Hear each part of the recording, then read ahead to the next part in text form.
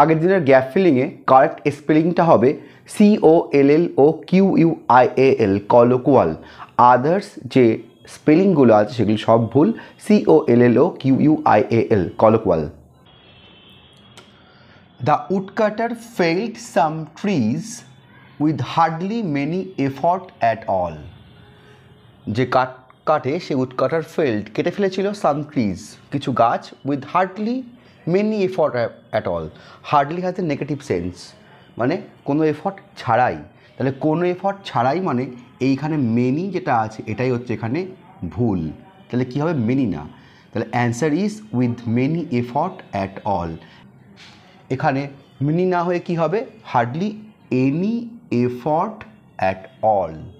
Fail মানে কেটে ফেলা, তার পাস্ট ফর্ম ফেল্ড, FELLED, এখানে তাই ইউজ করা হয়েছে। এই পার্টটা ঠিক আছে।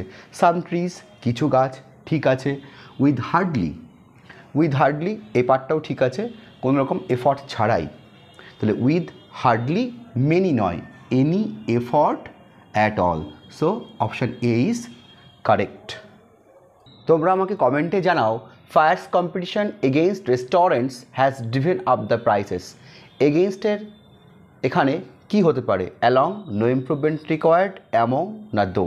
এটা তোমরা কমেন্টে জানাও।